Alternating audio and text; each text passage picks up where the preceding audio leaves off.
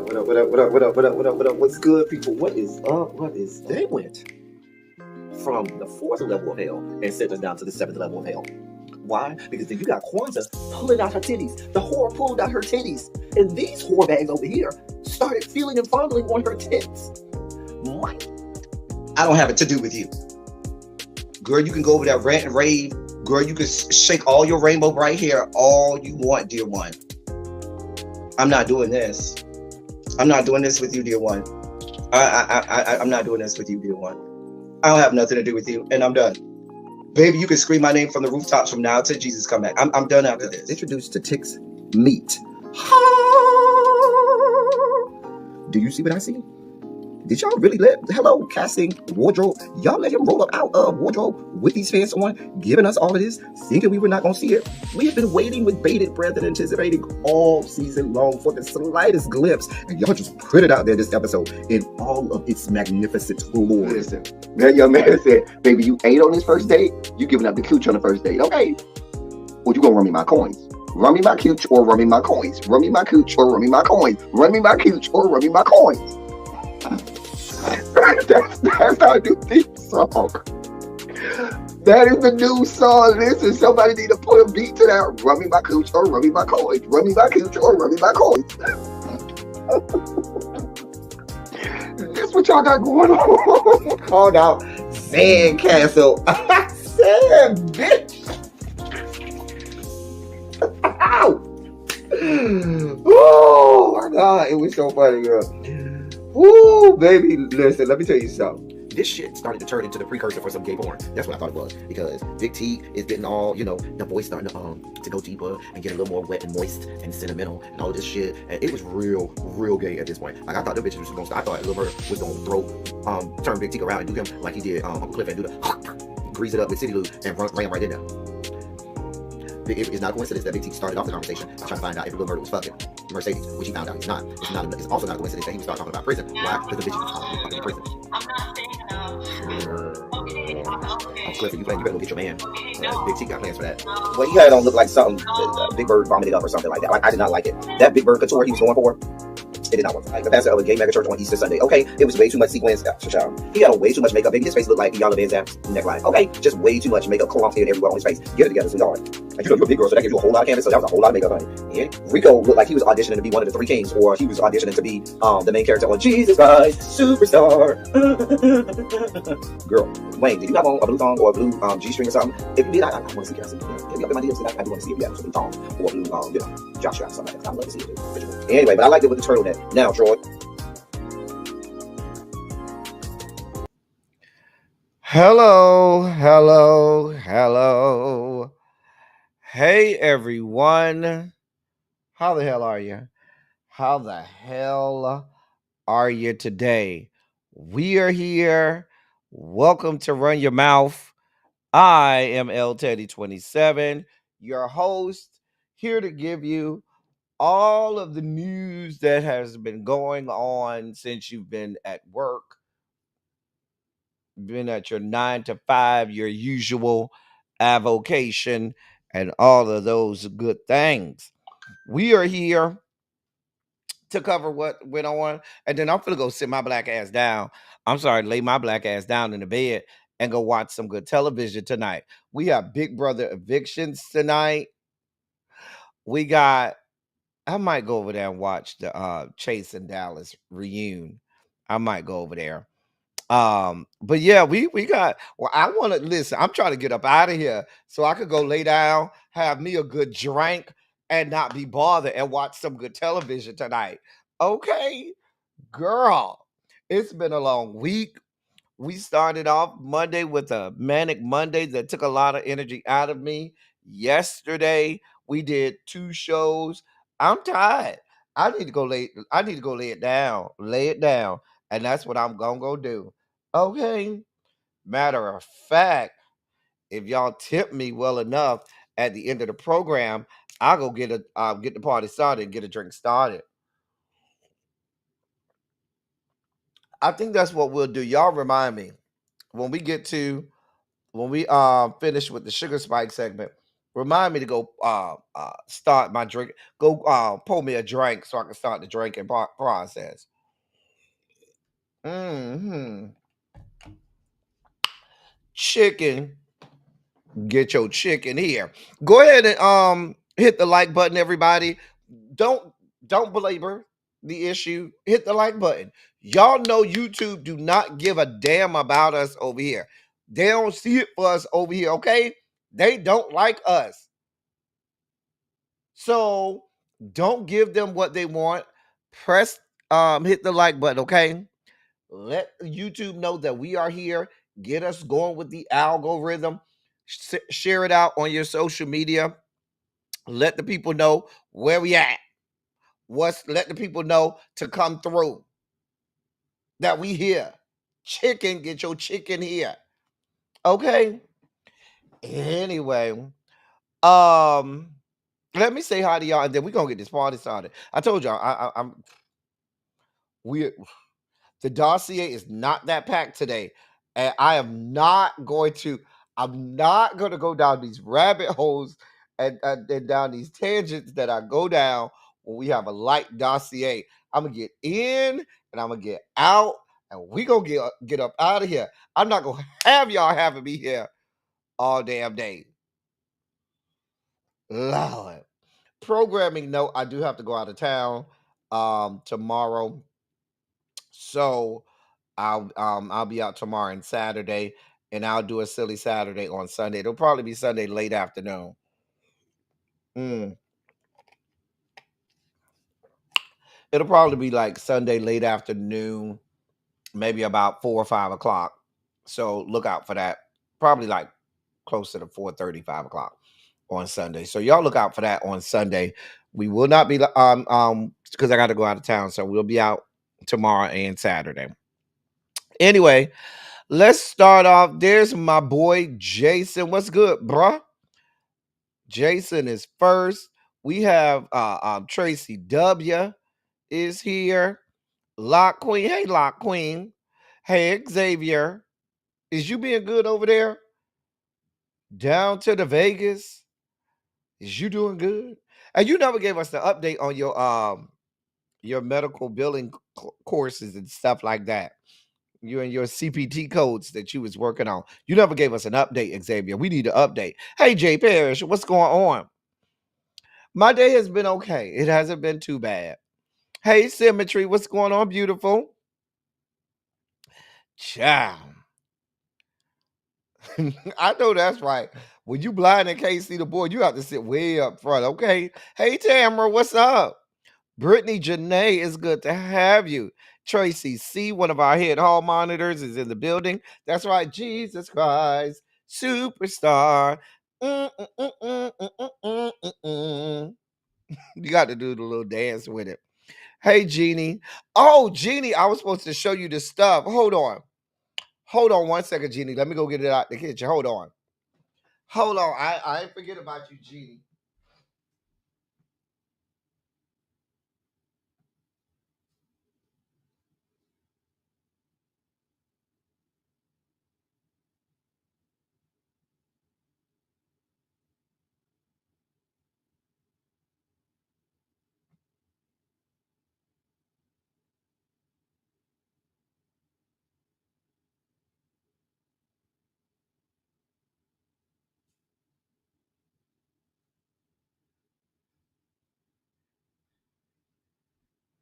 All right, I'm back. Okay, I'm back. Shit, while I was in there, I should have went on ahead and got my drink ready. God. Okay, this for Jeannie. Cause y'all was over on Really Bees Live talking about spices and stuff, right? So I told Jeannie, she mentioned the pineapple teriyaki seasoning, and I told her I had it. See, the pineapple teriyaki. I've been using it. It's actually pretty good. Um, or especially on meats. If you got a meat that's like a real savory meat, it adds a little sweetness to it. I love it on a good steak. It's really good with your steaks. So I but this the one that I was talking about. It is McCormick, the pineapple teriyaki. So I already had this. I've had it for a little minute. Another one of my go-tos from McCormick that's really good. Y'all talked about the brown butter. This garlic butter seasoning is really good because it actually has garlic bits in it. Like you can't tell it looks like just a powder, but it actually has bits of garlic in it. When you use it, you'll see the garlic in it. It's really, really good. This is McCormick as well. So I highly recommend this. This is really, really good. And this one is actually comes in a decent size. This is bigger than this one. This one is like a small regular size. Well, this is not even like a regular size. This is like the small size that this pineapple teriyaki came in. So I don't really use a lot of this. I use it very sparingly on like special things. But this came in a much bigger size. And so I use this in a lot of my like vegetables. This goes good with your vegetables and stuff. So those are two. Some of my go-to like body will be having some stuff. You know, I used to be a real big lemon pepper fan, but then I started to go to the Publix and really look at what they had. And so the first one I got that I like, and I need to go get some more, is the lime pepper. The lime pepper is really good, especially like with your seafoods and stuff.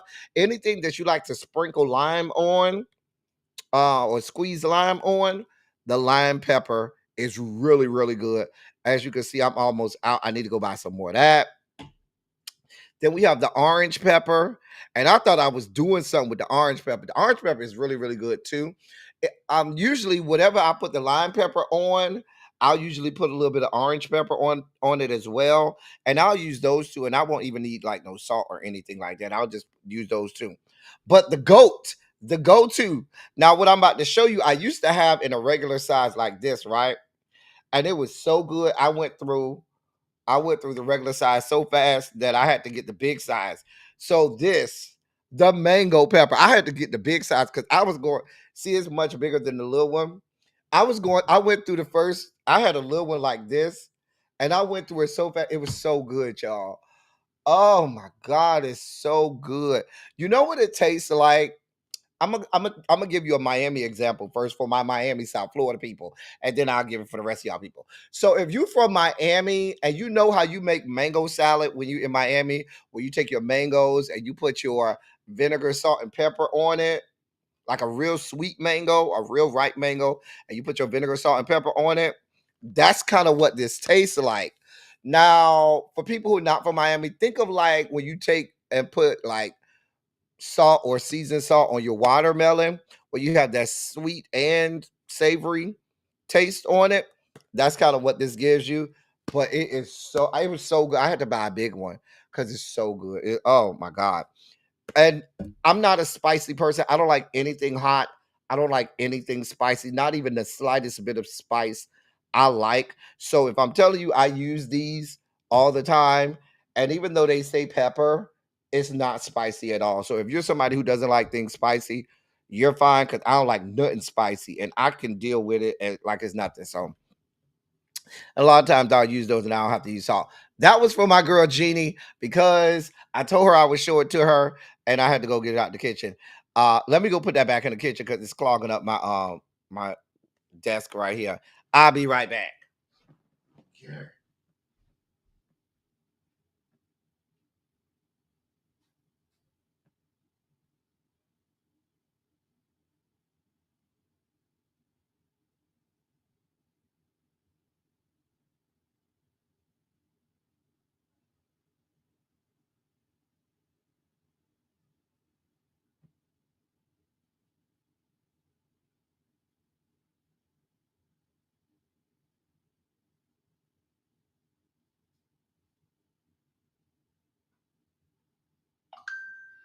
All right, I'm back.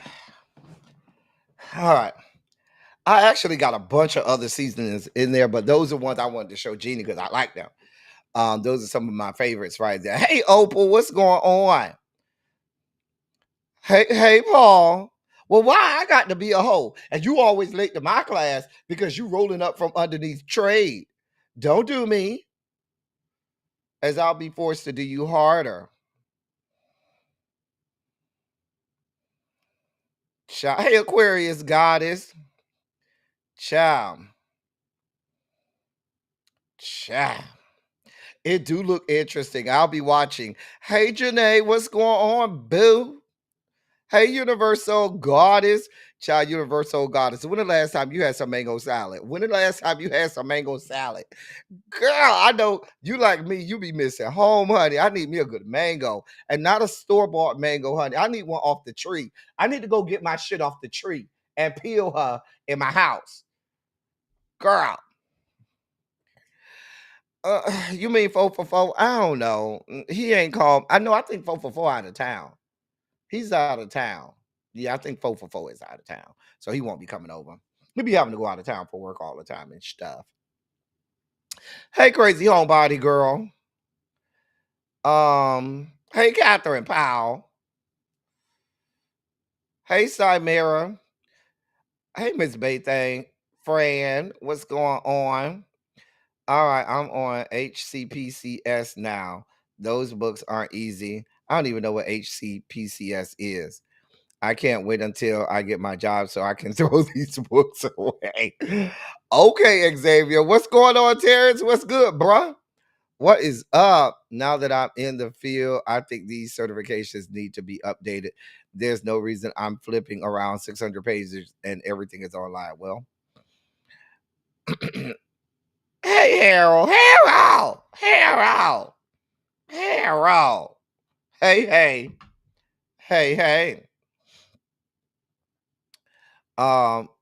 Kinder's Sweet Heat is good too. Okay, good. All of them work on chicken. Jeannie, all of them work on chicken.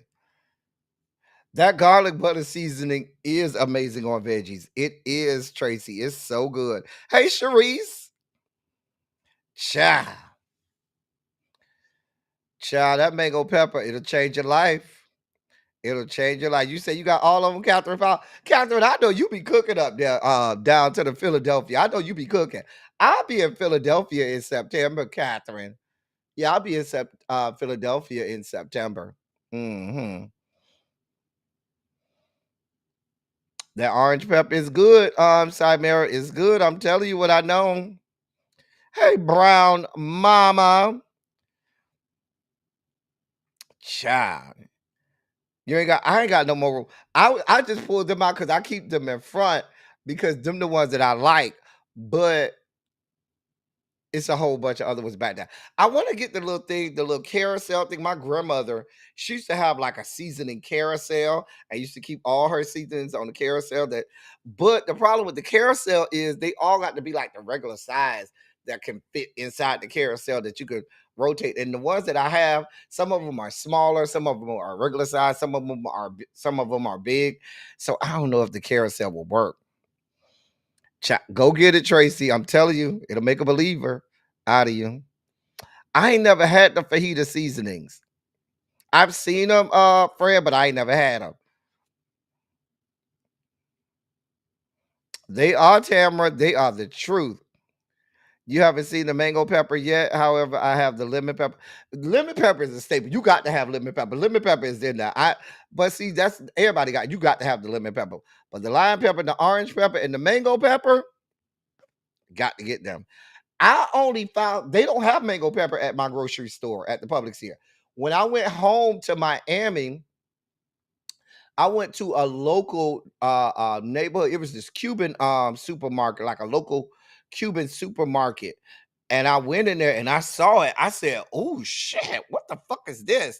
And I bought it and I took it home. I said, "I want to see what this tastes like." And I brought it back up here. And I was like, "Oh my god, this shit was so good." I looked online and I ordered it. I ordered that big one off of Amazon. You going to Fiesta today?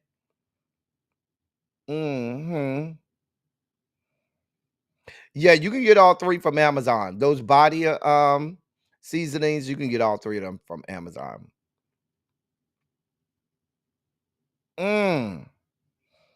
Jesus. Do I cook with olive oil? If I'm frying something or sauteing something or something's getting black, I prefer just to do the sprays. And for me, sometimes I have an olive oil spray They have a garlic butter spray.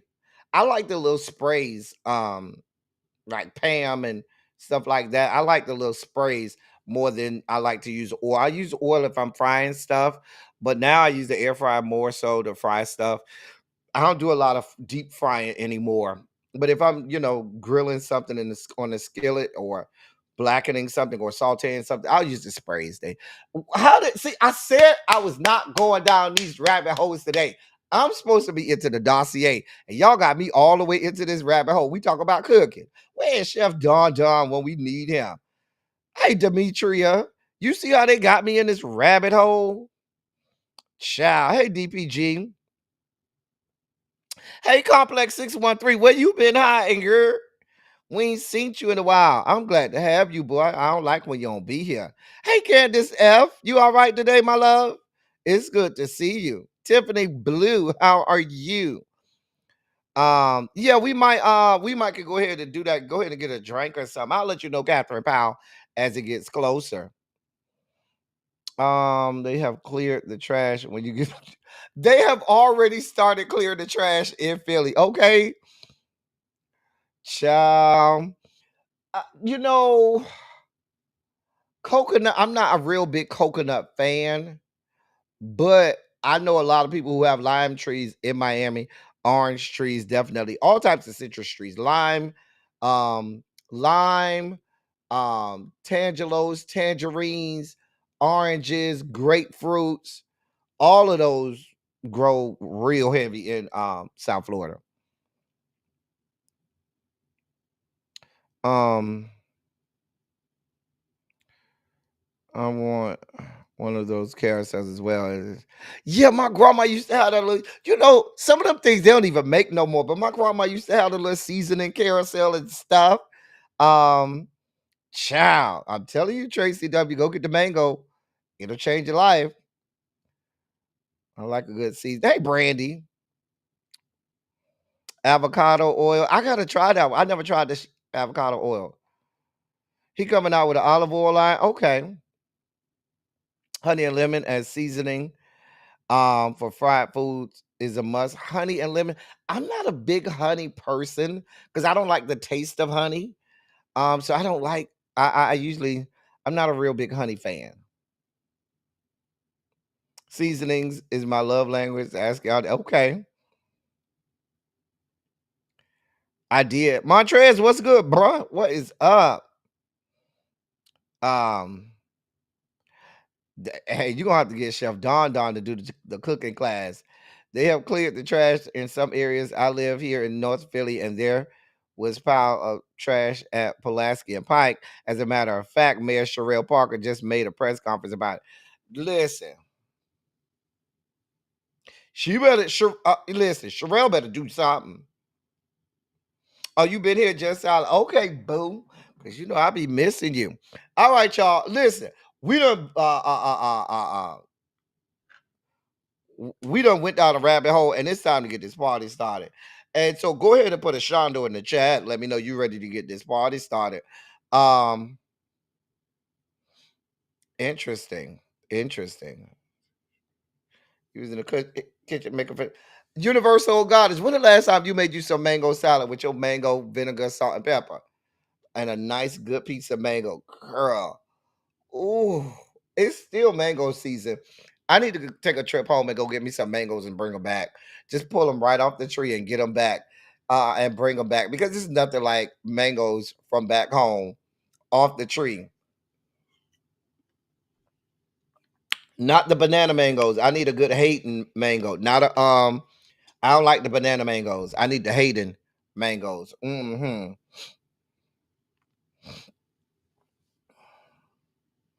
Come on, seasoning cabinets, plural. Look like we're ready to get this party started. And with that, ladies and gentlemen, non-binary, gender-conforming members of our audience, I bring to you the late, great Larry Myers to help us usher in our Sugar Spike segment.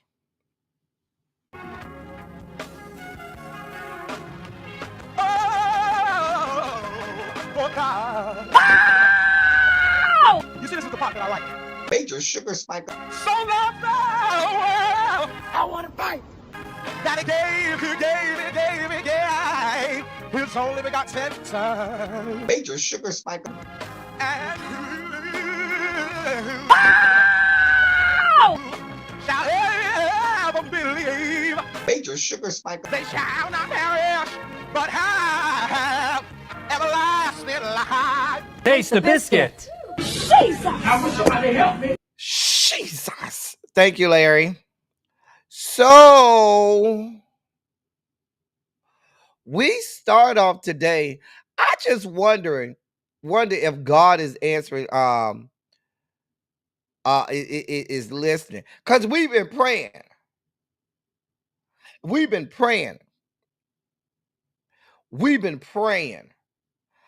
And maybe the man upstairs has been hearing our prayer. Baby, I've been over here in my prayer closet with my prayer cloth and my anointing oil and a whole press shawl like my grandma used to have. Baby, my grandma used to wake up every morning faithfully at 5 a.m. and start calling out every member of the family and praying for them individually. Baby, she ain't play around. She was a prayer warrior. Okay? And I've been praying that disease and pestilence is rained down on this man. And look at God. Baby, I saw they said medical diagnoses. And I said, wait, what? A medical diagnosis? Wait, what? Diagnosis? You mean illness? Wait, what?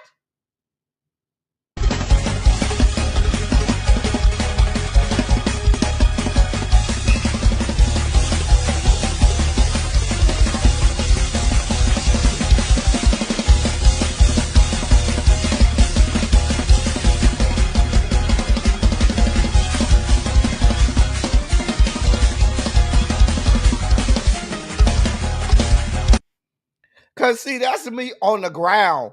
That's me over there rolling on the ground. Do you hear me? Hey, Felicia. Baby, I'm the woman over there rolling on the ground. Hey, Ravine. Baby, when I tell you I heard them say medical diagnosis, let me show you. Let me play that one again.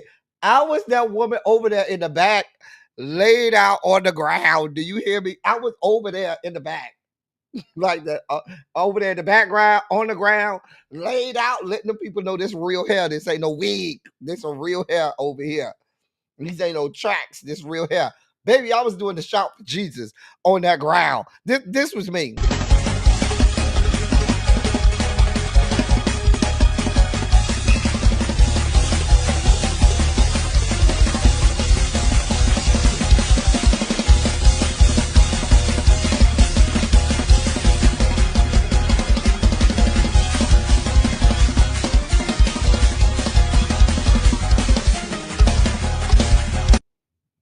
You can't tell me my God don't sit high and look down low. Child. Lord. You can't tell me he don't sit on high and look down low.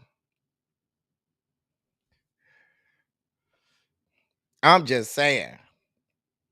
Catherine Powell says she still be getting up at 6 a.m. to pray him into hell. Hey, SJ, what's going on, boo? Listen. All I know is I heard them say diagnosis. And I shout up Chuck from my belly. From my belly.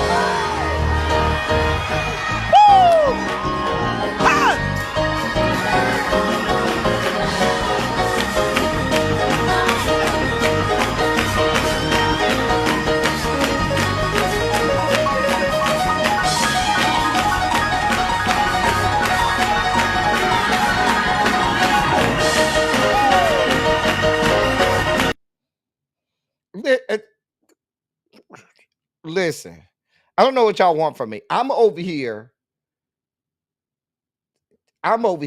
shouting to the Lord because I know I've been praying.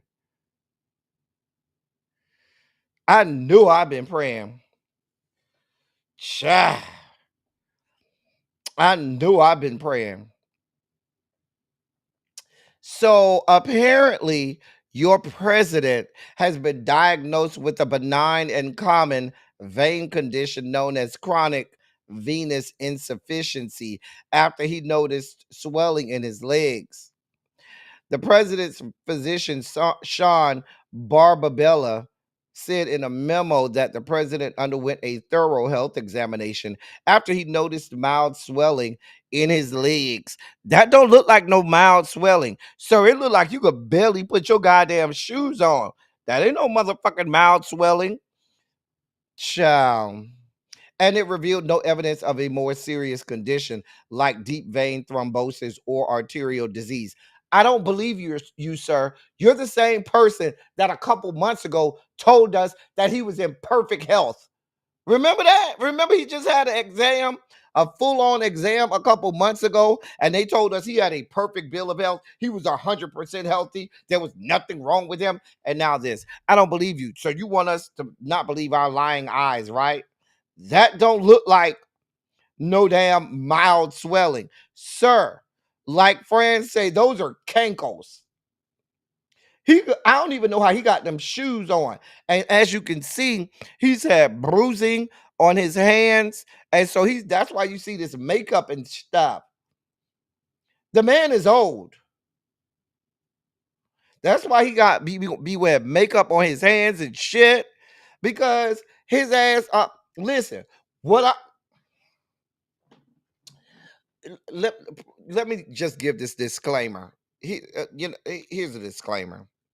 For those people who look and expect the best out of L Teddy 27. If you're looking for me to take the high road, if you're looking for me to display the best components of the of humankind, just go ahead and exit now. This won't be one of them lives. If you're looking for me to take to go high, don't look for me to do that this time. I'm just telling you, just go ahead. It won't bother me. Just go ahead and bail on out. Just bail on out because we finna go in. Now listen, I'm hoping it's something more serious. So the next time his ass is flying on Air Force Ones, we can finish the job. Because you know when you have issues with your veins and with blood circulation, your ass not supposed to be getting on no motherfucking airplanes and shit. So matter of fact, let him get on that $400 million airplane that they just gave him. Hey, sweet pea, and go on up in the air and just test it out. Hopefully, it turns into your coffin. Hopefully, that is the vessel that sends you on to the 9th level of hell. I'm just saying.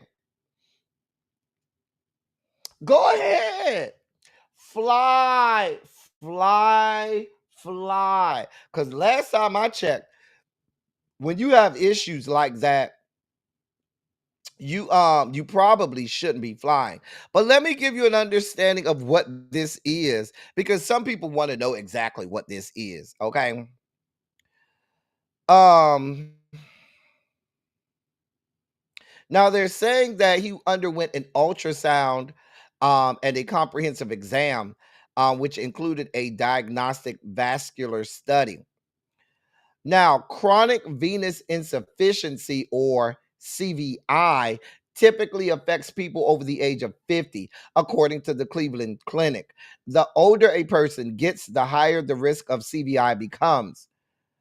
It affects roughly 1 in 20 people, the health system says. Generally speaking, CVI is when the veins in your legs do not allow blood to flow back up to your heart. Johns Hopkins Medicine explains. Blood can flow backward, leading it to pool in your legs.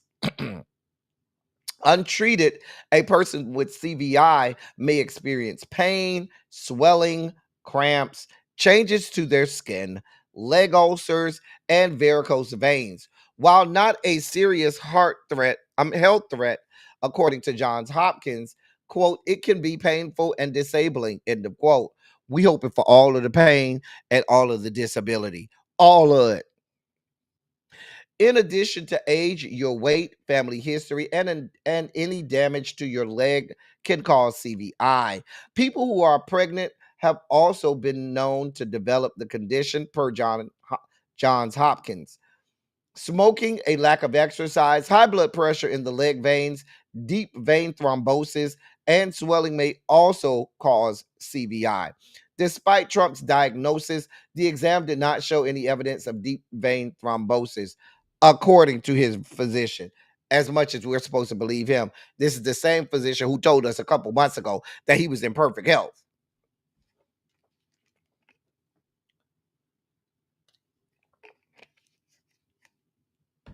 Keep going to him. Let him keep getting it wrong. Please. Oh, he ain't got none of that. Okay. When the bitch drop dead, we sure gonna be over here shouting. Listen, keep going to this man and let him misdiagnose you. And when your ass drop dead, this gonna be us.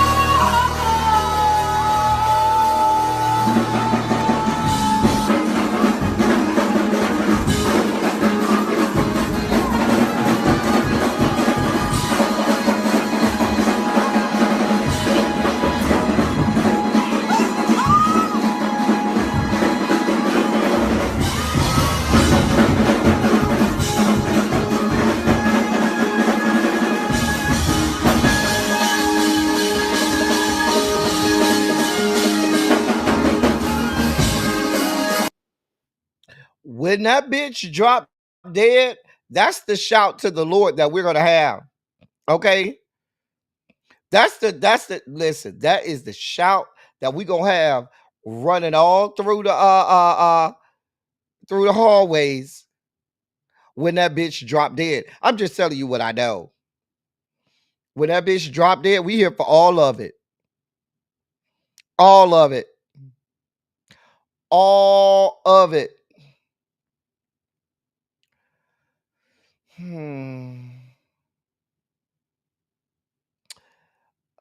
Lit,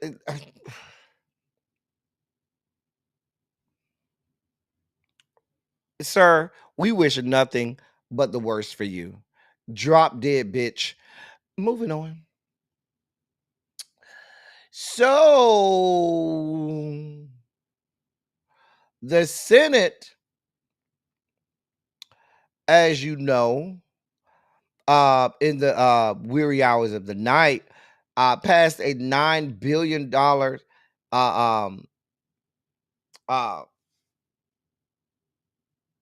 a bill that in not for $9 billion in spending cuts that was recommended by the Trump administration. It's being sent down to the House, and I believe, if I'm not mistaken, Simera, correct me if I'm wrong. I thought the House voted for this today, but in a 51-48 vote in the middle of the night, they passed this spending cut bill that cut spending to foreign aid, as well as cut spending to public broadcasting, PBS, NPR, and the such. Now, we'll get to the foreign aid in a second, but I have chronicled over here and over and over. Hey, Karen. Hey, Savon. I have chronicled over and over the fact that these people have done everything in their power to shut down news broadcasts, to take control of the airwaves. So any and everything that gets that makes it to the airwaves is their propaganda that they want out there. Now, Elmo, Sesame Street, CBS notwithstanding, because that speaks to them wanting to further proliferate the diminution of the educational system here in this country. But uh, news entities like NPR which are nonpartisan, which are not left or right leaning, is what they're truly going after. They want nobody to be on the airwaves that are going to speak truth to power. That's why we've seen all of these news outlets, all of these broadcast companies go straight hashtag Bohica preemptively to this administration. They have. Chef Donda, yeah, you late. And we had a whole cooking and food segment for a whole 30 minutes. Where the hell was you at the beginning of the program? Well, we spent the whole 30 minutes talking about food and seasonings. Where was you at? Somewhere rolling through the ghetto, talking about the ghetto. Ow, the ghetto. Rolling in his grave, Simera. But the House voted on it today, and of course, you know it made it through the House, and now we will see. These things are cut. That includes also foreign aid. Now, foreign aid, it covers a lot of different things. Foreign aid covers food assistance, and that's what most people think foreign aid is just food assistance. The part of foreign aid that people forget is the leg or part of foreign aid that hits the medical community, where they're out in other countries doing the work of preventative medicine or preventative health care. They're vaccinating people. They're doing work in foreign countries that are stopping the proliferation of certain diseases. Let me help y'all understand a little bit about that. Why am I continuing every couple weeks or so to give you updates on the measles vaccine? The measles vaccine is going to come back, and it's already making waves. And here's the problem: now that we can no longer say that the measles vaccine is eliminated or eradicated, and now it's reared its ugly head. When these things start to spread more, guess what they'll start to do? Like any other virus, they will start to mutate. So the vaccine for the strand of measles that we've been inoculated for may render itself with no efficacy if there's a mutation to the measles virus that's not covered in the inoculation. So, because of these people and their stupidity, they're not just harming themselves and their children. There is the threat of them harming the rest of us um, in society, because when you allow these diseases to proliferate, they become smarter, they begin to mutate, and those mutations oftentimes are not covered in the vaccine. So newer vaccines are needed, and people are going to have to get revaccinated. And we see what the climate is right now for people getting vaccinated. For all of y'all people over there screaming from the rooftops about the white people over in Texas that don't want to vaccinate their children with MMR, measles, mumps, and rubella, and the other vaccinations. Some of you bastards are the same ones that had your conspiracy theories about the COVID vaccine. Talk about, I ain't letting them stick nothing in me. I ain't letting them vaccinate me. And you people contributed to COVID killing millions of people. You people wanted to listen to Donald John and his idiotic ass people who were telling you that there was a problem with the vaccine. I was here We were all here. We watched a whole lot of people in our families and in our communities proliferate misinformation about vaccines. They are, Terrence. They absolutely are. Hey, Uncle Jay. They absolutely are. These people are dangerous. They're dangerous. They're fucking dangerous. God be with us. Now, this happened today. I don't have the video. Don't ask me for the video. I don't have it. I'm not going to show it.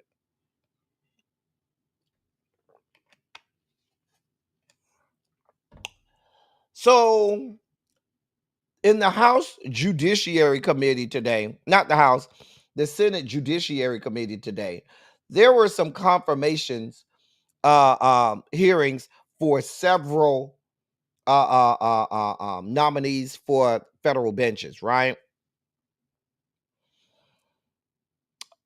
Emil Bovey is up for confirmation on the federal appellate bench. Okay, the same Emil Bovey who said that the Trump administration could outright blatantly disobey the judiciary,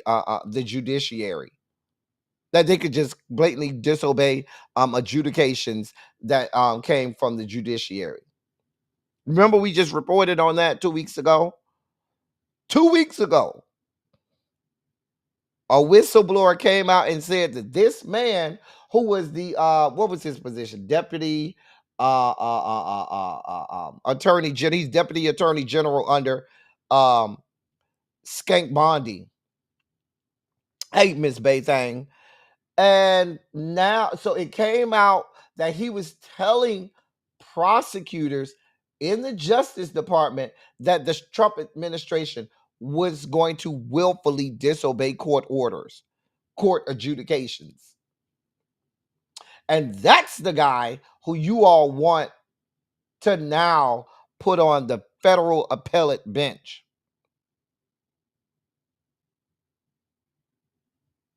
That's the man, right? So they had these confirmation hearings today, right? He was on the agenda for the confirmation hearings. Democrats on this committee tried a procedural measure where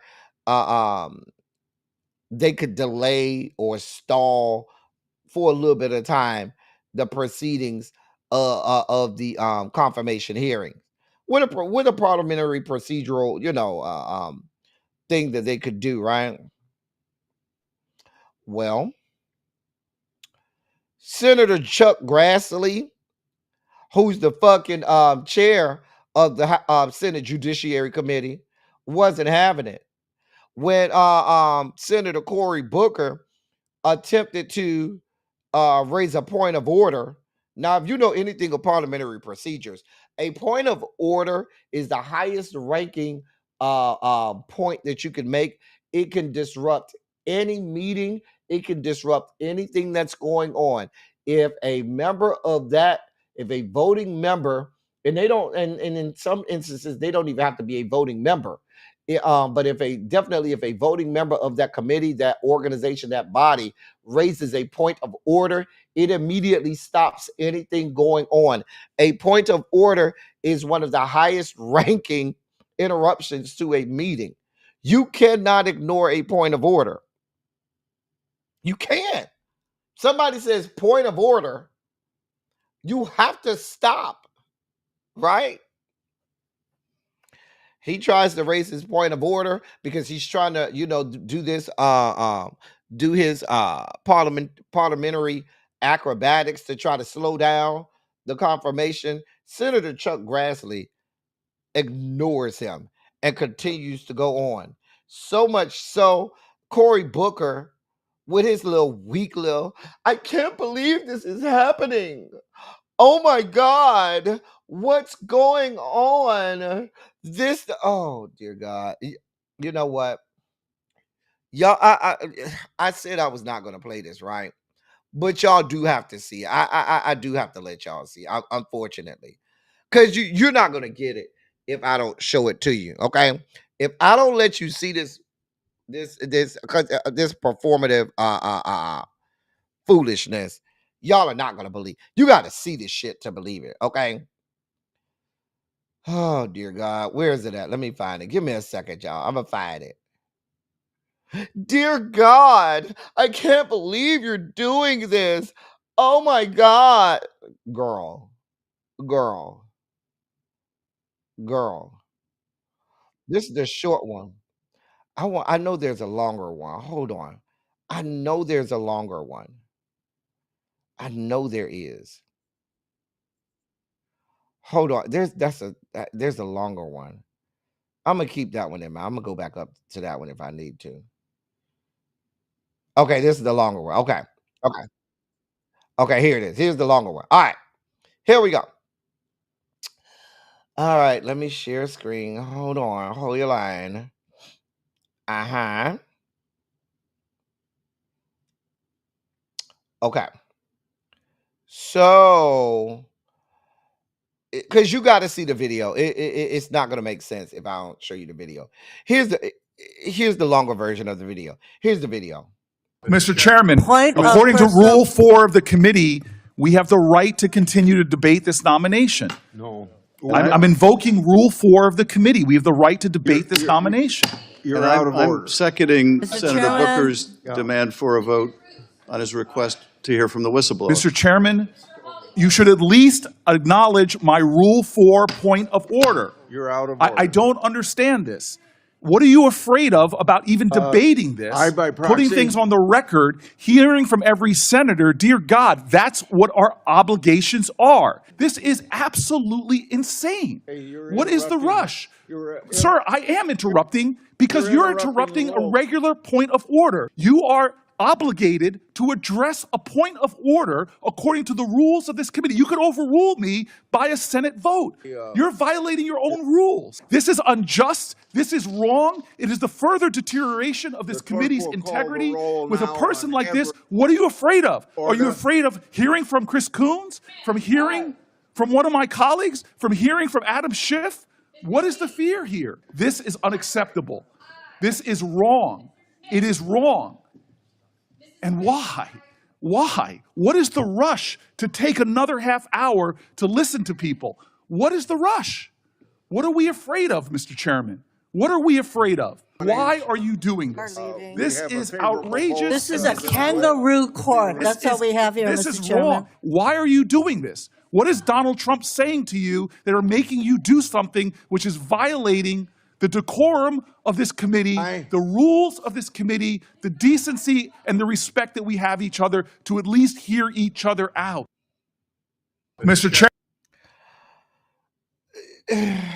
Y'all, listen. Let me help. You don't even sound convinced. Listen, you letting a 91-year-old man, okay, Senator Chuck Grassley is fucking 91 years old. The way I would have sent him on to the pearly gates today, the way I would have wore his ass out, you don't even sound like someone that I should even pay attention to. Y'all are some weak, puss ass, punk ass motherfuckers. Because what you got to do is you have to make them stop what they're doing. They don't want to address your point of order. Well, bitch, you finna wear this good cussing. Because he's like, well, what about our rules? What about decorum? What about decency? Decency been the fuck gone a long time ago. The way I would have said, hey, bitch. Hey, I know you don't want to address my point of order, but you do realize that you're about 2.5 minutes away from dying. And I understand that you believe that Trump is your God king and being closer to him may allow you to get into the pearly gates. But bitch, yes, you heard me. Bitch, I have a point of order. Oh, you don't want to address my point of order? Because you're sucking Donald Trump's dick on a daily basis, you rat ass bastard. You and the rest of your weak, puss ass, punk ass Republicans over there. Fuck you, bitch. See, this is what I would do. I would turn that shit out. See, I'm gonna go all the way in. Don't be trying to play nice with people who don't play nicely. Oh my God. Oh dear God. What about the decency? What about the children? Oh, girl. Girl. I'm just like, girl. Like, girl, if you don't, this is all performative. Now all of a sudden, y'all got all of this. Now all of a sudden, y'all got issues with confirmations. When I'm going to remind you, y'all were willfully confirming members of this man's administration, and now all of a sudden, it's a problem. Bitch. Senator Grassley looked at you like, girl, what? Call the roll while you're screaming, oh, the decency, oh, the humanity. She called it a roll. Girl, prayer, you know mine. You just got punked by a 91-year-old man that's knocking on death's door. We're all going to stand up and walk out. Okay, girl, we still calling a roll. We have the majority, girl. What? Oh, you're observing decency and decorum. You're doing the right thing, child. The way I would have went in, we have not had decency since January 20th. I'm not understanding, Dems, why you all are still trying to follow rules. They don't give a shit about rules. What about rule number 4? Rule number 4, girl. I don't give a damn. And neither should you. Neither should you. Girl, it was very performative. Girl, we don't believe y'all. We're walking out. This is an outrage. Girl.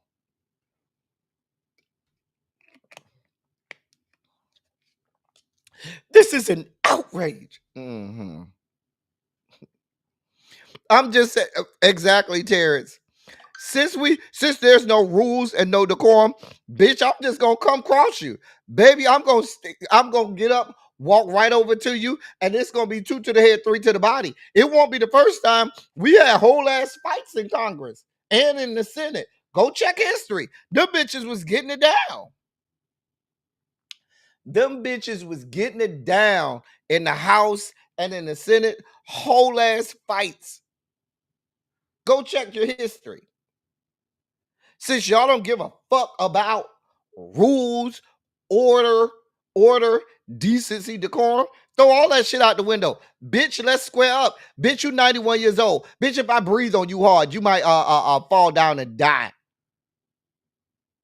What? By the time somebody get to you, bitch, you'll be dead. Mm-hmm. Will.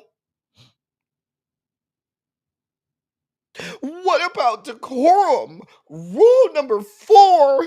What about decency? What about the children? Oh, girl. You girls are not serious. You girls are not serious. Democrats, you girls are not serious. I'm moving on because I don't have this type of energy for these people. I don't. I do not. It's just all so performative. All y'all asses need to be voted out. All of y'all need to be voted out. Demetria said decency left in 2008. That's what she said. Karen D said just Chinese fight it out on the floor. Just get out there and Chinese fight it out. Okay. Lock Queen say decency been left the equation. Been gone. Been. Demetrius said Alexa plays Squabble Up by Kendrick Lamar. I mean, what left? When there's nowhere else to go, you might as well square up and start busting bitches in the head. I'm just saying. I don't know why y'all keep trying to play nice with these people. In more news, so we reported yesterday about how they had begun shipping people to third countries, meaning immigrants immigrate here from one country, America becomes their second country, and then they just ship them off to some country over.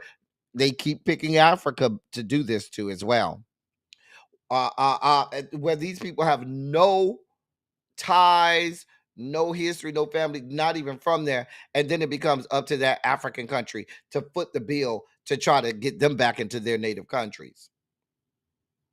Well, countries in Africa are like, bitch, don't send their ass over here. We ain't got nothing for it. Let me read this to you. Across Africa and in the tiny nation of Eswatini, fury has erupted over the arrival of foreign deportees from the United States after its government confirmed that migrants described by a Department of Homeland Security spokesperson as, quote, depraved monsters, end of quote, have been sent to its prisons, roughly the size of New Jersey. Eswatini, formerly known as Swaziland, is governed by a monarch who has absolute power. On Wednesday, officials said that 5 deportees from the U.S. were now being held in isolated units in its jails, acknowledging, quote, widespread concern, but insisting that the deported men pose no threat to the country or its citizens, end of quote. The deportation, according to a statement by acting government spokesperson Tabile Mdluli, was the results of months of robust high-level engagements, according to them, between the U.S. and the Southern African nation. Critics of the move say it is unacceptable for Eswatini to be treated as a, quote, dumping ground, end of quote, for people considered unfit to live in the U.S. While the Trump administration's mass deportations to the prisons of El Salvador have made headlines around the world, the White House has also been quietly attempting to strike agreements with a number of African countries to accept deportees originally from other nations. President Trump's aggressive clampdown on immigration has run into logistical hurdles, with some countries refusing to take back their nationals or doing so only on a limited basis. Some of those approached by the U.S., such as Nigeria, have decried being pressured to take in foreign deportees. Quote, the U.S. is mounting considerable pressure on African countries to accept Venezuelans to be deported from the U.S., some straight out of prison. End of quote. And that's according to Nigeria's foreign minister, Yusuf Tugger. And he said that in a televised interview just last week, citing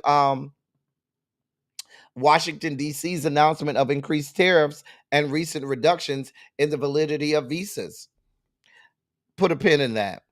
The U.S. mission in Nigeria insisted visa changes were, quote, not the result of any nation's stance on third country deportees, but rather to safeguard U.S. immigration systems, end of quote. Don't believe the hype. The Trump administration, in a statement from the White House, the Trump administration, they said the Trump administration is committed to removing criminal illegal aliens from the United States. The administration frequently engages in conversations with foreign nations on a variety of topics, but we do not share information on private discussions, end of quote.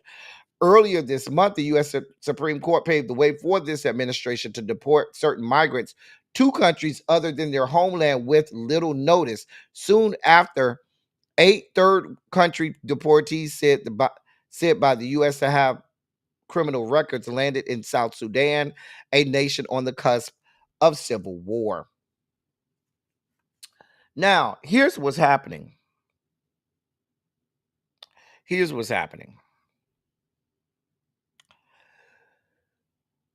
The Trump administration is going to these African nations threatening tariffs, threatening trade agreements, and threatening revoking or not issuing any visas from any body from those countries. If you notice, there was this slew of countries that they stopped issuing visas to, saying that these countries were banned. There was a travel ban from these countries. You notice that they then issued a second list of countries. Most of the countries, 3/4 of the countries list, were out of Africa.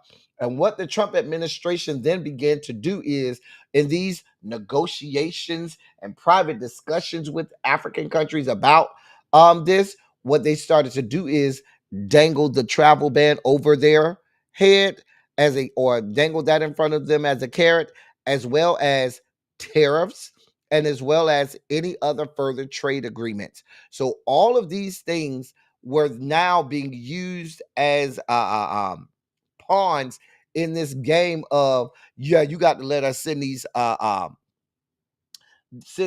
alleged criminals to your countries.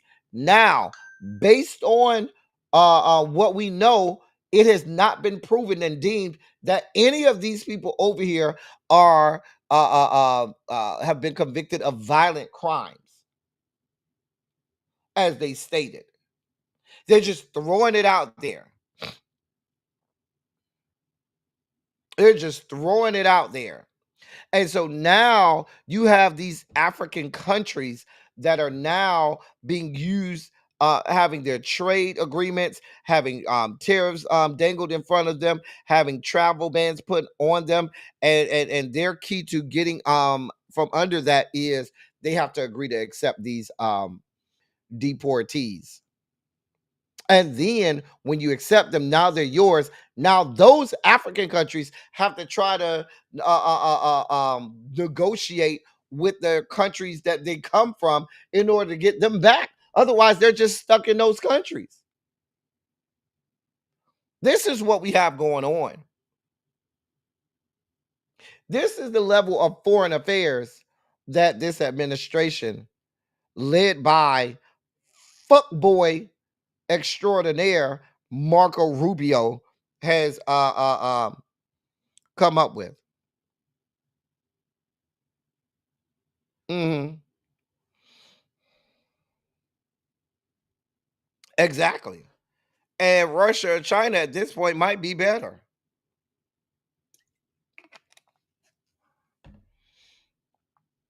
I just wanted to bring that to your attention because I needed to add that part to the story, because you're going to hear all about them shipping all of these people over there, but they're not giving you the piece of the story as to why and how those people can just be sent over there.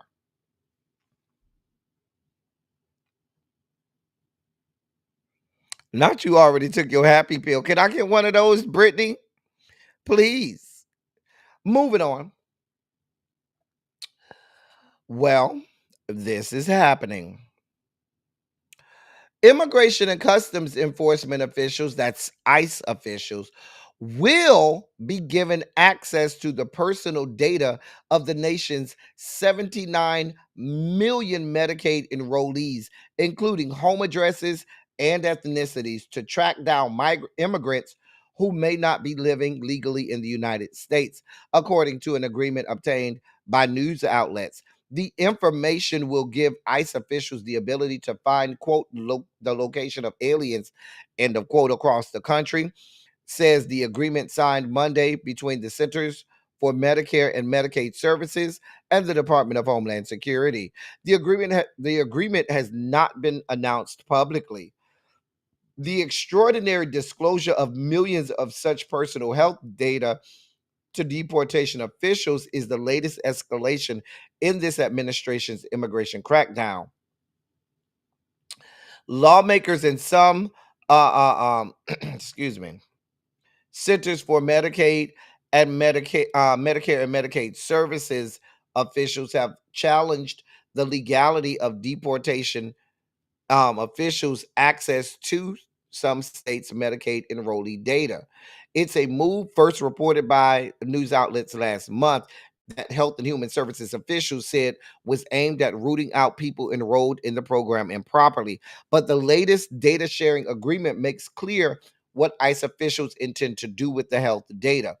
Quote, ICE will use the CMS data to allow ICE to receive identity and location information on aliens identified by ICE, end of quote. And that's according to the agreement that was signed.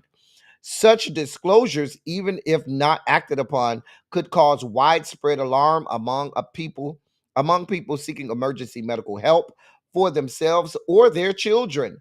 Other efforts to crack down on illegal immigration have made schools, churches, courthouses, and other everyday places feel perilous to immigrants and even U.S. citizens who fear getting caught up in a raid. HHS spokesman Andrew Nixon, who would not respond to the latest agreement. It is unclear, though, whether Homeland Security has yet accessed the information.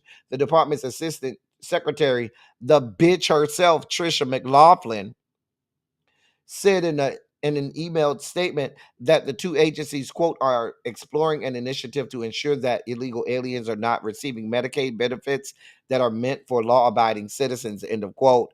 The database will reveal to ICE officials the names, address, birth dates, ethnic and racial information, as well as the social security numbers for all people enrolled in Medicaid. The state and federal funded program provides health care coverage programs for the poorest of people, including millions of children. The agreement does not allow ICE officials to download the data. Instead, they will be allowed to access it for a limited period from 9 a.m. to 5 p.m. Monday through Fridays until September 9th. If you expect me to believe any parts of them not downloading that data and having it outside of those hours, you're dreaming. A CMS agent who said they did not have permission to speak to the media and insisted on speaking with anonymity. He said, quote, or they, I don't know if it's he or she, they said, quote, they are trying to turn us into immigration agents, end of quote. Now, let me stop here. If you believe they're going to stop at just having this information or what they believe to be illegal immigrants, and they're not going to use this information against actual U.S. citizens, you're dreaming. You're dreaming. If you do not believe that these people are not going to access all of your information, Medicare and Medicaid information, to go after U.S. citizens, you're dreaming. You're dreaming. But this is happening. Here we are. Just want you to be informed. In more sugar spiky news, those people who may need it. Now is the time to go ahead and take you something to regulate your sugar levels because this is happening. The U.S. Department of Justice, ran by Skank Bondi herself, is recommending a 1-day jail sentence and supervised release for the former police officer convicting of violating the civil rights of Breonna Taylor, who was fatally shot in her bedroom by Louisville, Kentucky police back in March of 2020. Brett Hankerson is set to be sentenced Monday after being found guilty in November of last year of one count of civil rights abuse for shooting into Taylor's bedroom window, which was covered by blinds and a blackout curtain during a narcotics raid on the wrong home. He faces a maximum sentence of life in prison, right? Let me say that again. He faces a maximum sentence of life in prison. Again, he faces a maximum sentence of life in prison, which Justice Department attorneys argued should be drastically reduced. Hankerson's bullets pierced the apartment next door where a couple with a 5-year-old child lived. None of his shots hit Taylor, her boyfriend, Kenneth Walker, who was in the room, or her neighbors, investigators found. In a July 16th sentencing memorandum, Assistant Attorney General for Civil Rights Hermeet Dillon and Senior Counsel Robert J. Keenan said that because Hankerson did not shoot anyone and has a clean record otherwise, he should only serve 3 years of supervised release. It also said that Hankerson should has suffered psychological stress from the trials. Really? You want me to weigh your psychological stress with someone losing their life or the psychological stress of the family of Breonna Taylor, who's no longer here through no fault of her own because he's blindly shooting into windows, not knowing what's on the other side of it. Let me move on before I spike out. But they said that Hankerson had suffered from psychological stress from the trials. The Justice Department did not respond immediately for comment. The memo also said that, quote, there is no need for a prison sentence to protect the public from defendant or to provide just punishment or deterrence, end of quote. The memorandum also argued that he was first tried in 2023, ending in a mistrial, and that he was acquitted of a second charge of violating the neighbor's civil rights. Quote, the government respects the jury's verdict, which will almost certainly ensure that defendant Hankerson never serves as a law enforcement officer again, and will also likely ensure that he never legally possesses a firearm again. End of quote. They want this man to have 1 day sentence, which they're going to say he's already served, and have him get out of prison this coming Monday. I have no reason to believe that this judge won't okay that and sign off on that, and we see this man back on the streets. Hey, Opal.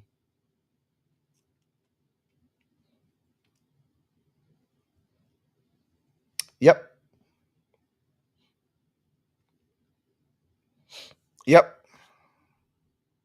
Here we are.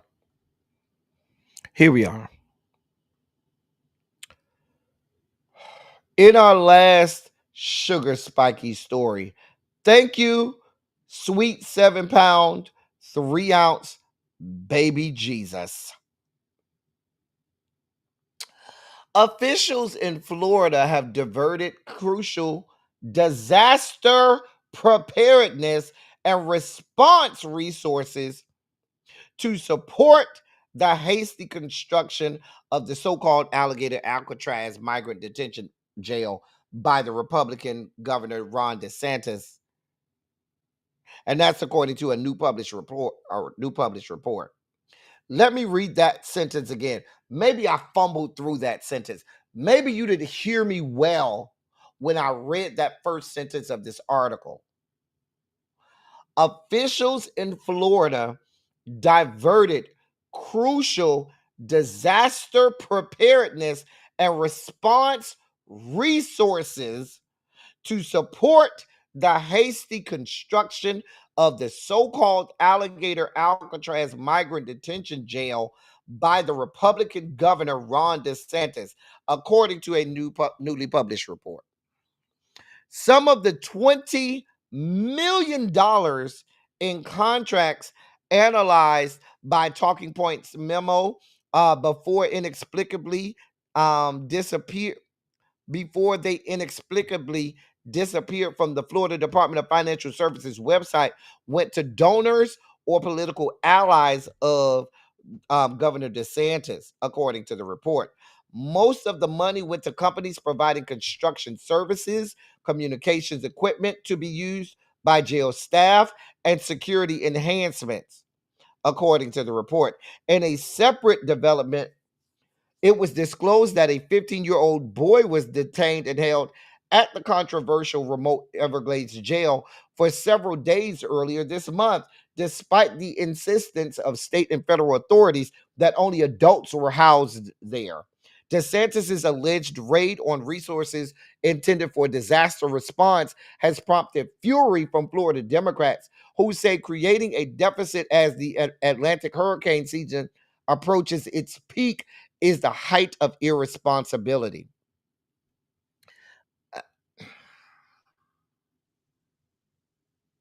DeSantis has said the jail was set up and will be operated using a $450 million in taxpayer using $450 in taxpayer money he expects to be refunded by the Federal Emergency Management Agency, or FEMA, the same FEMA that they're shutting down. Yet, in the government's response to a lawsuit filed by environmental groups seeking to close the controversial camp, the Trump administration officials have attempted to distance themselves from the project. The report identified $19,983,785.03 in more than a dozen contracts that the state was invoiced for or paid from 9 separate vendors. Some charged additional, quote, rush fees, end of quote, for supplying their products, reflecting Governor DeSantis' administration's urgency to get the camp up and running in time for Donald John's visit on July 1st. At least one of the documents confirmed that resources allocated for Florida's disaster preparedness apparatus was diverted to the jail. The report, according to the report, and that all had come from the executive office of the governor and were marked, quote, procurement per executive order, end of quote. The largest contract for $11,903,977.18 was given to a company called Meridian Rapid Defense Group LLC, a provider of vehicle barriers that were used at DeSantis' 2023 inauguration. The company's chief executive, Peter Whitford, told TPM he did not know if the 100 barrier sets ordered were destined for alligator Alcatraz. He said, quote, what they do with the product is not part of our purview, end of quote. Previous reporting by the Miami Herald revealed that at least 3 vendors who won alligator Alcatraz contracts had made financial donations to Governor DeSantis or the Florida Republican Party. The report identified a 4th vendor, which was a company called Weatherstem Inc., whose founder Ed Mansouri gave $3,000 to Governor DeSantis in 2021. Mansouri, whose company received $24,740 contract for 2 lightning detectors, charged a $750 rush fee on each unit, the documents show. He told TPM, quote, my admiration for Governor DeSantis has nothing to do with my business, end of quote. According to the report, copies of all of the contracts were originally posted to the Florida Accountability Contract Tracking System on the website of the state's Department of Financial Services, but mysteriously disappeared during the course of the report being made public. None of the state entities contacted news outlets for comment when they were asked for comments. Let me say this again. Y'all got so much going on in this report. But let me say first, we all knew that they were lying about there only being adults in this place. Them saying, oh, there are only adults here, and now you're finding that there's a 15-year-old in alligator Alcatraz. I would venture to tell you there are several other children in this place, because white people see black and brown children as adults. That's all. That's it. That's all. Black and brown children are not allowed to be children. They are immediately seen as adults. So you telling me that there's nothing but adults there tells me all I need to know, because we know how y'all look at them. Now, you're telling me that as we are approaching the height of hurricane season, this man used money that's supposed to be used for hurricane preparedness and relief and disaster relief resources after hurricanes to build this alligator Alcatraz just so he could appease his God King. And so now we're talking upwards of $20 million. Now, and you're saying it's going to cost $450 million, which you expect to be reimbursed from FEMA, the same FEMA who your God King said is being shut down after this hurricane season.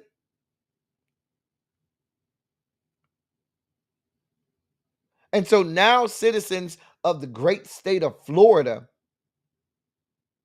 will have less money when the next category 5 hurricane rolls through Florida.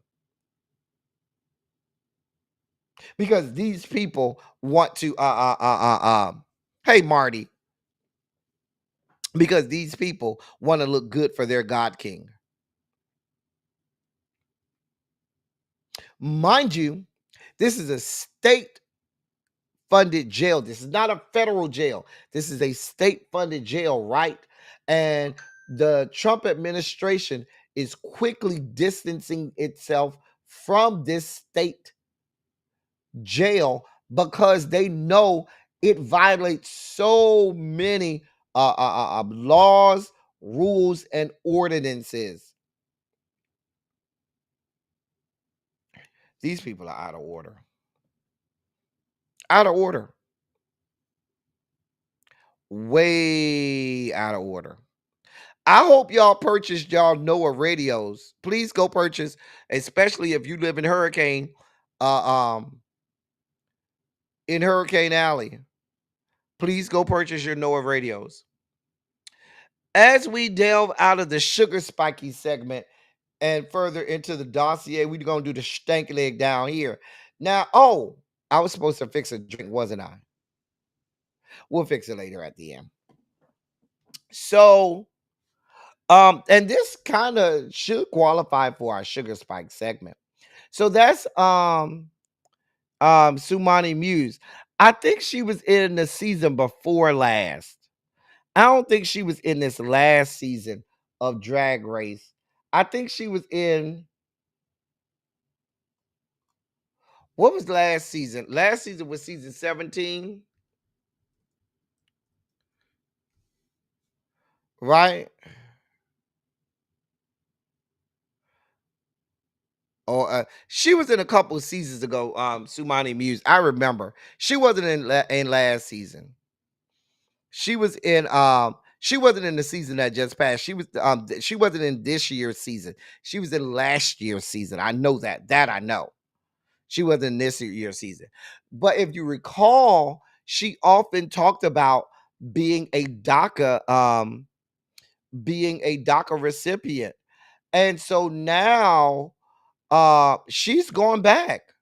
Let me read this to you. Tsunami Muse, a crowned Miss Congeniality and beloved queen in the RuPaul's Drag Race franchise, shared a statement announcing that she's relocated to Panama and explained that her, quote, situation in the United States was a difficult and complicated one, end of quote. While filming season 16 of Drag Race, Tsunami disclosed that she had been legally residing in the U.S. under Deferred Action for Childhood Arrivals, or DACA status. Tsunami shared an Instagram post in Spanish that translated into English as follows, quote, "Watch out, world. I have something to tell you. From now on, I will be living in my beautiful land of Panama. You heard that right. I left the States. And the reason is simple. To be able to explore the world. My situation in the United States was a difficult and complicated one, but it introduced many blessings into my life. This August, we're touring Europe. And then in November, we're playing Australia. And so I'm going to take this moment to tell you that if you want to see me in your countries, send me a message via the email teamtsunami@gmail.com, and let's make it a reality. There are so many countries I would love to visit to share our love of drag. Brazil, Chile, Colombia, Costa Rica, Mexico, Peru, Dominican Republic, Cuba, Nicaragua, Argentina, Spain, England, Ireland, Sweden, Switzerland, France, the Philippines, Japan, China, Thailand, Canada, South Africa, and well, wherever the art of drag is celebrated. I hope to eat your meals, dance to your songs, and learn the dirty words of your languages. I just touched down in my beautiful land of Panama, and I will spend it with my family, fighting here for our thing, reconnecting with my roots, and lots of practice for the House of Aja tour. I love you, and thank you so much for all the love and good vibes you always share with me. More details later, but for now, from Panama to the world. End of quote. hmm She received a lot of love from fellow Rue girls and fans of the show. But she said, "Listen, I ain't gonna even chance it. Let me get the hell out of here and go live my life." I mean, she has the double whammy of the attack on anybody that's an immigrant, and then the attack on all things drag and all things LGBTQ plus. I don't blame her. Baby, going back to your home country, live out your best life. You sound like you about to tour the world, make you some good money. Don't even look back to this dumpster fire that we have here. Baby, don't even look back. God damn it, Nat. Know where that Nat came from. I know where they come from. When the man came, he told me where they came from. My neighbor downstairs. We tried to get them put out. But this time of year, they always come. Anyway, we praying for you, Tsunami. We wish nothing but the best for you. I know you're gonna do big things and all of that good stuff. And you know, girl, go make your money. Go make your money. Don't let it make you. In other news, well, that's Rasheed Rice. Now, if y'all recall, we reported on that story where he was driving at a high speed and he had a whole car crash that he tried to first walk away from. Then he tried to blame it on one of his friends. Then it was found out that it was him. Remember that? Down to the Dallas. Remember he was arrested. We reported on that over here. Um, well, he's been given a jail sentence. Now listen to this. Listen to this fuck shit. Listen to this sentence, okay? Um According to ESPN, Rasheed Rice said that he received a sentence of 30 days in jail and 5 years of probation. His attorney said the jail sentence, the 30-day jail sentence, is spread out over the course of his 5-year probation. They only gave you 30 days in jail and 5 years probation, and they spread out the 30 days over 5 years. So that means literally you'll only do 6 days per year in jail. Girl, I can't. Girl,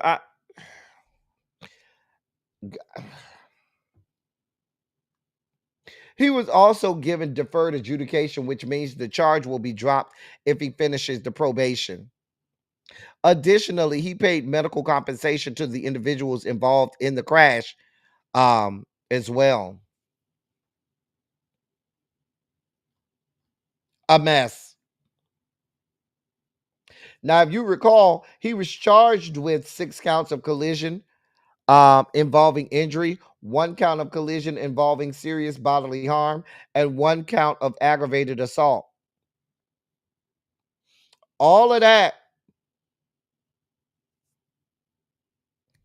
Can I get off like that? I'm just saying. Can I get his attorneys? Can I have his attorneys? I'm just asking.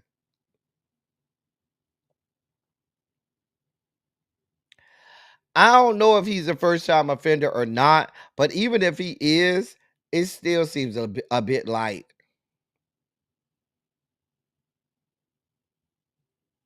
I don't know what white privilege this black ass got, cause that ain't no whiteness over there. Unless he's sticking his meat in a white woman. I don't know. Moving on. Listen, y'all. He got found guilty of all of it. He got found guilty of all of it.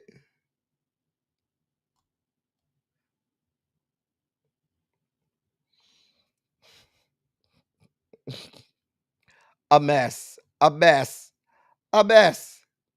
Y'all, we've done enough serious stories. These last two stories, we just gonna sit and have a good time with, okay? We can't end this shit. We got two stories left, and we just gonna have a good time, okay? So here's the story. Put a 27 in the chat first if you watch Love Island and you know who these people are. If you watch Love Island and you know who these people are, put a 27 in the chat. I don't even know who these people are. I don't watch Love Island. Somebody said he played basketball in college. He's like real tall, like 6'7", 6'8", or something like that. Let me read the story. Oh, y'all watch Love Island? Okay. Well, y'all might want to hear this. Here's the story. Huda Mustafa Huda Mustafa says Chris Seeley's talking a lot about their amorous activities for someone who didn't give her the ride of her life. This is all according to TMZ. She's claiming that he only, quote, barely, end of quote, put it in when they had sex. According to Huda, she went on Alex Cooper's Call Her Daddy podcast to discuss her time on Love Island USA. And she talked about her and Chris Seeley having sex.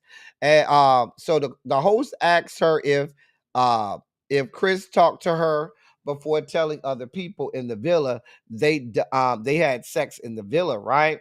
And she says not only did they not have a discussion, but the extent of their sexual activity was totally overblown.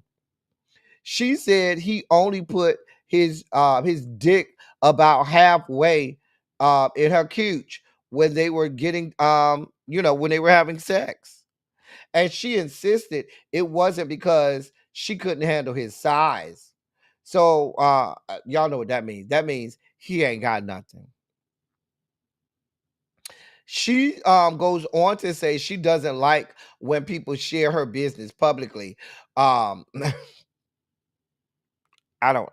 ain't got nothing to do with it.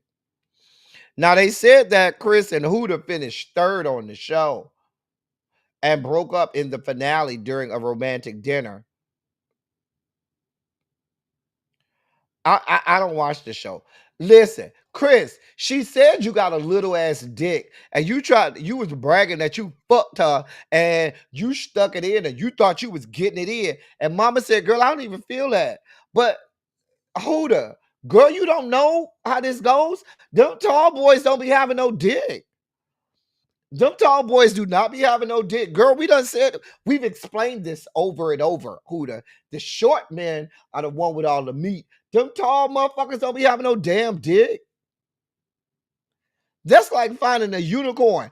You find a man over 6'4" with some dick like that, you keep him because you done found yourself a unicorn.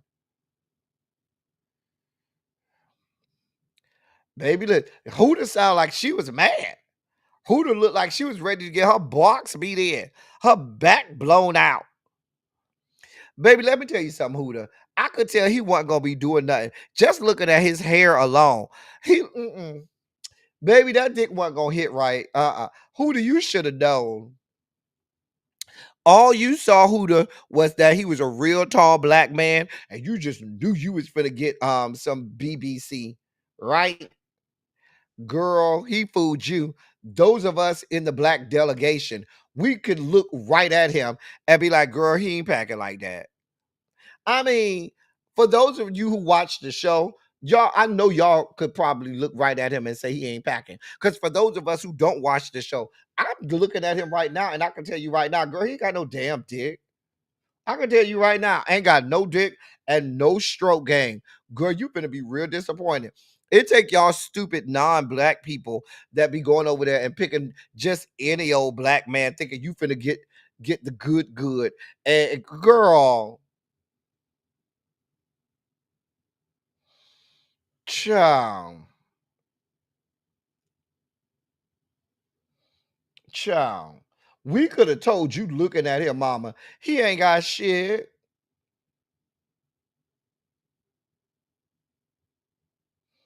Child. I'm just saying.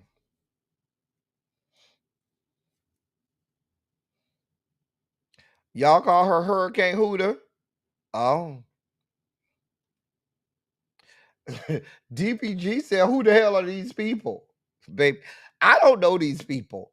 But she said, "Listen, Chris, that's what you get. Y'all always going over here to these non-black people, non-black women, thinking y'all finna, getting good. Now she out here embarrassing your ass with your 3.5-inch peen. Mama said she ain't even feel nothing. She said, step your dick game up.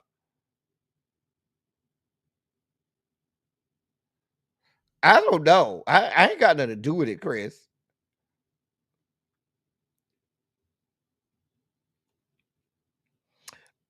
I'm trying to explain to the people, y'all. I've been trying to explain this to the people over and over and over.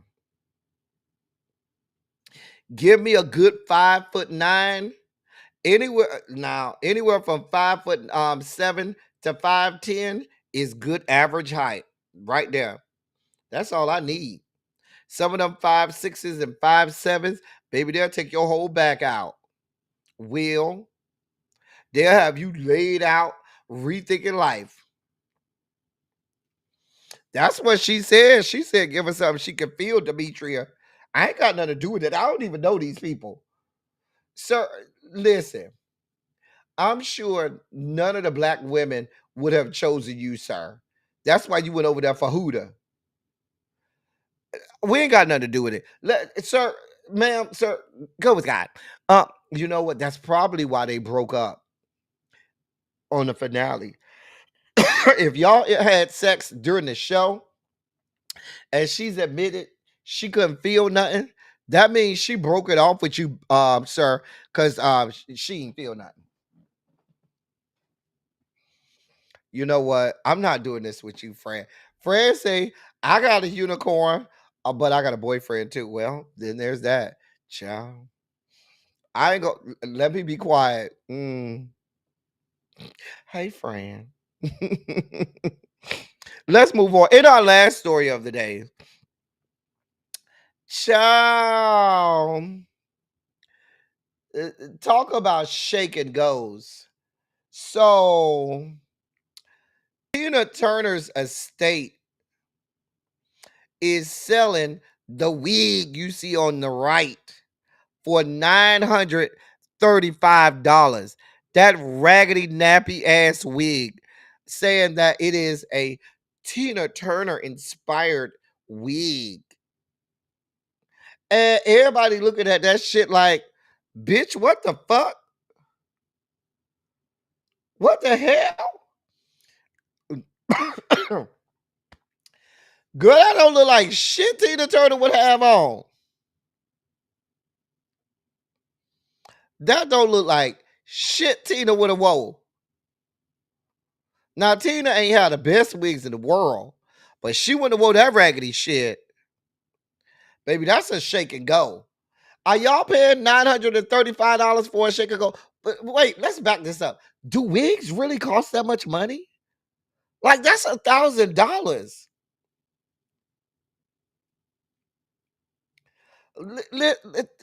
That's $1,000. Ladies, do y'all pay $1,000 for wigs?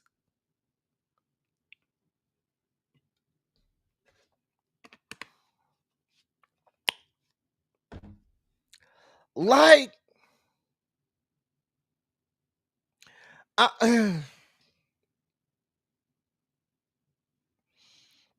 I'm just trying to figure out, like, not tell me why Ned stand by your man. Savon, who got you laid out over there rethinking life? Baby, you know when you be done had a good dick, honey.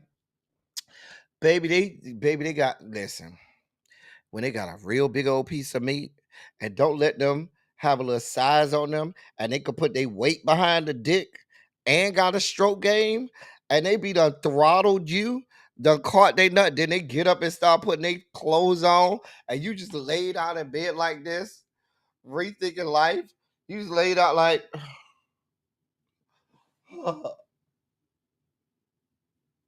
you just like that, rethinking life. Just laid out in bed. Your whole cooch or your whole booty hole just throbbing, screaming, put it back in, put it back in. Your whole body is screaming, put it back in. And you just over there writhing in ecstasy, wondering how you got here. And he looking at you like, what? Bitch, I got to go home to my wife or girlfriend. Did I say wife? Oh, I didn't mean that. Girl. Girl. Anyway, are y'all paying? Let me go back to what I was saying. Wait, $1,000 is on the cheap end? Wigs cost that much? Girl, I ain't know that's how much wigs be costing. I thought you could get you a good $20, $50 wig or something like that. Baby, wigs cost $1,000. I didn't know wigs cost that much money. Oh, you was talking about the wig. Oh, okay. I thought you was talking about being rethinking life. Oh, okay. I got happy. Tina ain't never want no mess like that, Yana, ever. Ever. Don't do Tina. And her estate is selling this stuff. You see, that's her official Instagram account that they used to promote the selling of this woman's wig line. The woman been dead 2 years.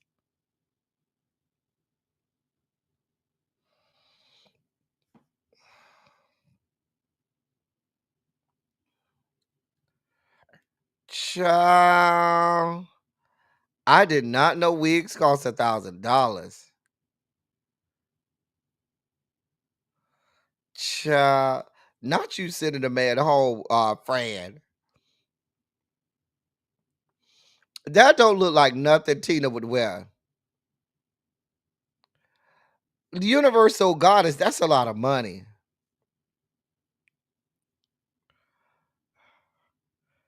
Yeah, Tina would never wear no mess like that.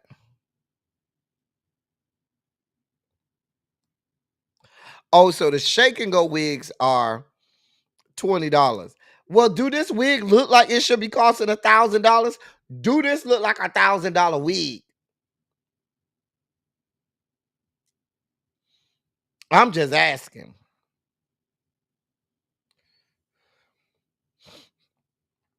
Baby, the way I be wearing my hair natural all the time, baby, you couldn't get me to wear no damn $1,000 for a wig, girl. No, ma'am. I ain't got that kind of money. Bad enough, I got to pay $50 every time I get a damn haircut every damn 2 weeks. $50 damn dollars for a damn haircut every 2 weeks. And I know some friends that get a haircut every week. Thank God my hair don't grow that fast. But I got friends that get haircuts every week, $50 a week, $200 a month. Let me be quiet with my $50 every 2 weeks for my haircut. Shit, let me shut up then. Guess I shouldn't complain. If it's sitting on your scalp, not looking like a wig, yeah, $1,000 for that. With chop,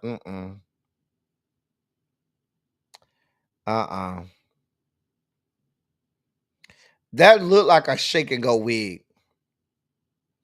I remember, listen, I could go back to where haircuts used to be $10. And when I was a real little boy, my mama used to get my haircut by this crackhead in the who lived in Scott Projects. Anytime I needed a haircut, his name was Junkie Jack. And Junkie Jack, because he was a junkie, Junkie Jack could cut the shit out some hair. Let me tell you something. Junkie Jack, I don't care how Junkie Jack was. Junkie Jack cut the fuck out of some hair, okay? So what they would do is Junkie Jack used to, was strung out on shit. So Junkie Jack, you could get Junkie Jack to cut. This is back in the late 80s. Junkie Jack will cut your child's hair for $5.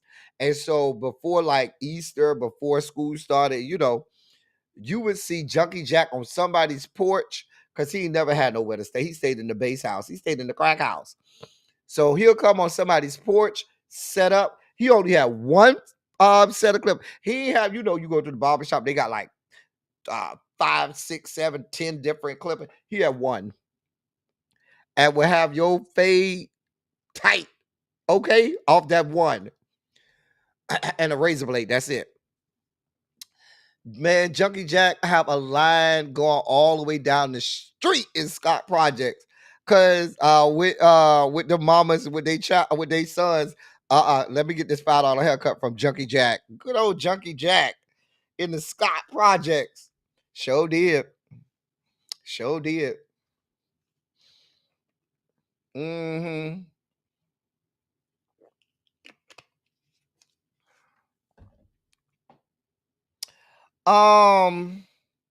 Not all the time. You want a hot towel, that might go up another $20, Xavier. If you want the hot towel treatment and all of that, baby, you add on $20. Mm-hmm. Now I give $50 because my haircut is $40, and I just give like a $10 tip. Here you go, $10 tip. Here's a round it off to the 50. But child.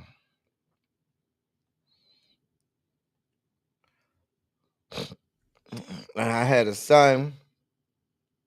They were $25 in 2011. My husband and son is our cousin, so they free now, but everyone else pays $50. I'm telling you, haircuts that went up before you know it. Well, I ain't gonna say before you know it. The barbers that go to your house, they'll charge you $100, $125 real quick. If they do a home visit, $125, $150. Because they'll come to your house and cut your hair. Especially like during COVID, where they were going to people's home to cut their hair. They'll charge you $150 real fast. $125, $150 real fast. Mm-hmm.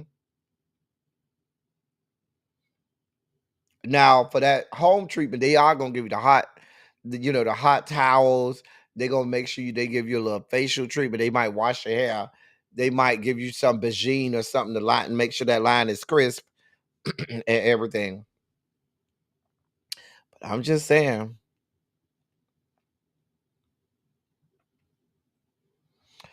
Listen, and that's coming from Harold. Harold said he spent all that damn money for no damn haircut. I need to learn how to just cut my own hair, and then I won't have to spend all that money. Anyway,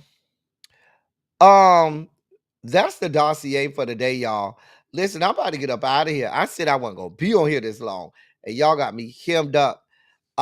Is Really Be already live? Oh dear God, let me go over here.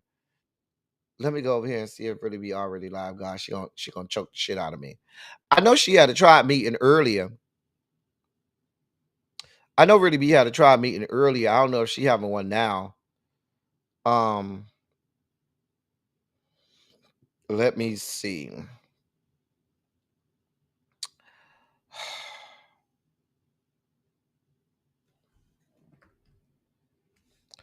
Let me see.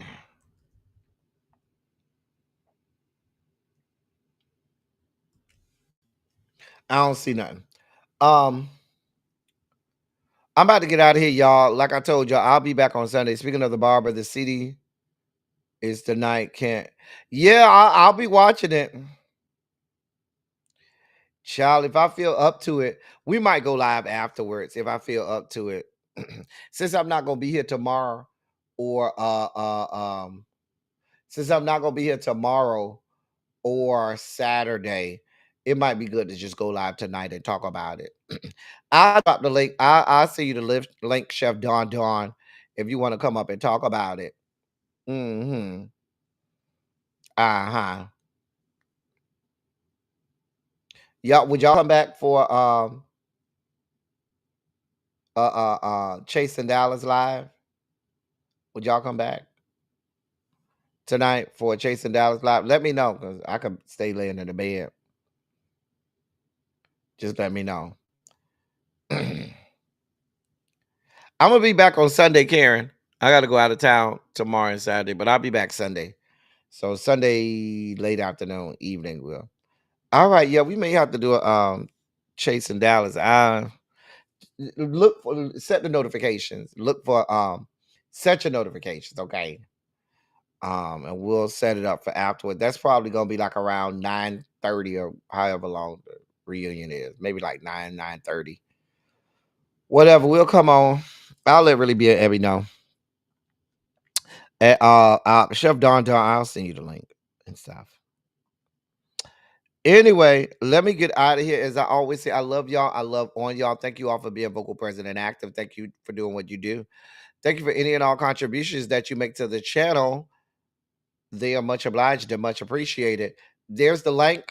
We're getting toward the end of another stellar week of programming, like only we could do it here.